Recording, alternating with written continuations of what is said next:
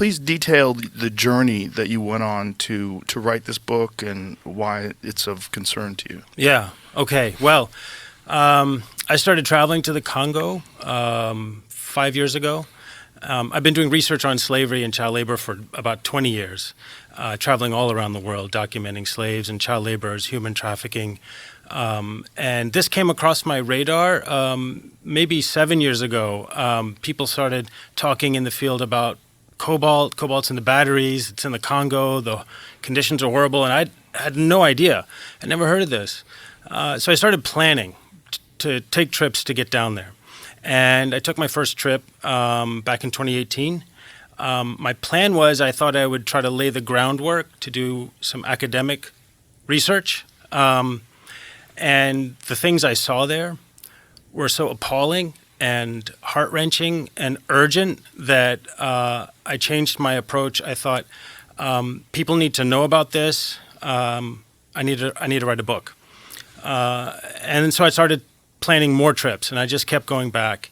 And the reason this is important, Joe, and we can dig into this in more depth, throughout the whole history of slavery, I mean, I'm going back centuries, never in human history has there been more suffering that generated more profit and was linked to the lives of more people around the world, ever in history, than what's happening in the Congo right now. And the reason I say that is this.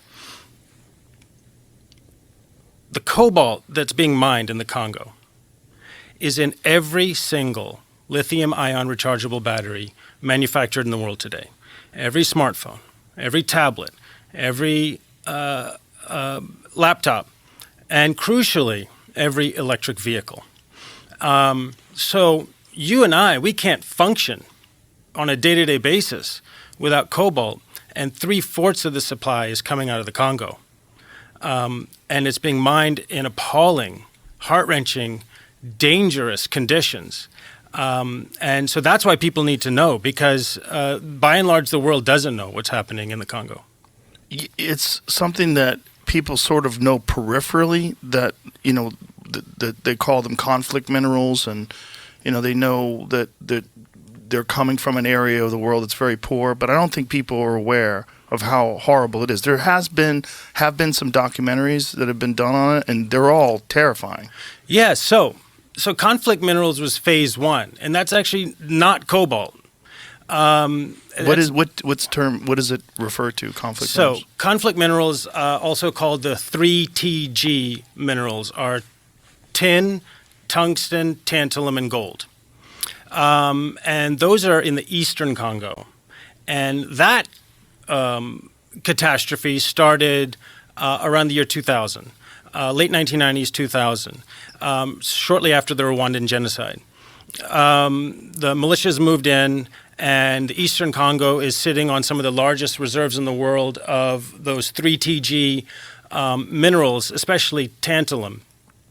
And those are all used in microprocessors. And you can think back to, you know, around the year 2000, mobile phones first started coming out and gaining traction. I still remember my little StarTAC flip phone that I had from Motorola. You remember that? Sure. And all that supply was coming out of Eastern Congo. Militias and warlords were forcing the local population at gunpoint, machete point, to dig this stuff out, and it was flowing up into the formal supply chain, into mostly those first-generation cell phones. And that became known as conflict minerals. Cobalt started later. Cobalt really took off about 10, 12 years ago. And it's in another part of the country, in the mining provinces in the southeast of the Congo. And cobalt took off because it was started to be used in lithium-ion batteries to maximize their charge and stability. And it just so happens that the Congo, just as it was sitting on more than half the world's reserves of coltan and, of course, a lot of gold and diamonds and other things, is sitting on more cobalt than the rest of the planet combined. And it's in a small little patch of the Congo, southeastern corner, a part that used to be called Katanga. And before anybody knew what was happening, Chinese government, Chinese mining companies took control of almost all the big mines. and the local population has been displaced, is under duress, and they dig in absolutely subhuman, gut-wrenching conditions for $1 a day, feeding cobalt up the supply chain into all the phones, all the tablets, and especially electric cars. And we're looking at a video now.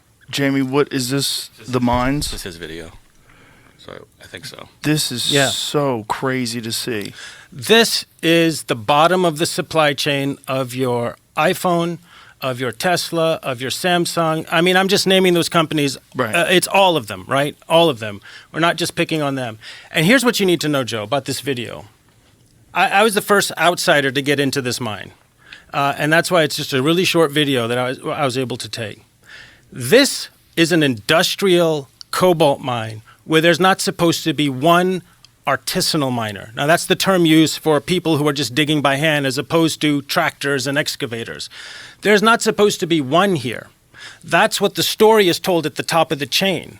This mine, and I can name it, it's called Shabara. There's not supposed to be one artisanal miner here, according to the consumer-facing tech companies and EV companies buying this cobalt.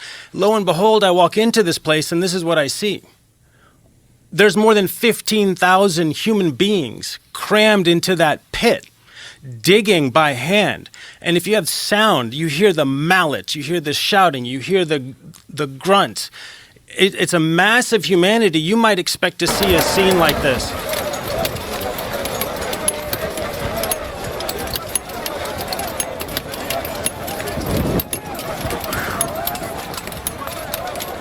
So there's a term that gets used, clean cobalt. There's no clean cobalt. It's not real. No. It's all marketing. It's all PR. It's a fiction. Just like that place, there's not supposed to be any artisanal mining there.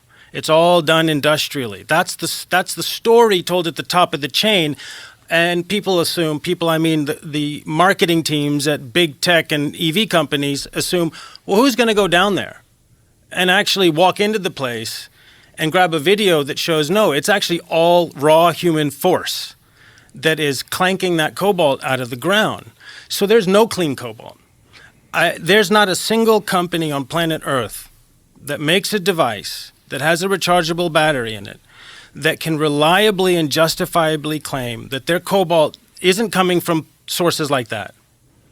And that's the truth that needs to get out there. That's the truth people need to understand. Because this is a story that goes back generations. There's these fictions told at the top of the chain about what conditions are like at the bottom. And truth seekers have to go find that truth.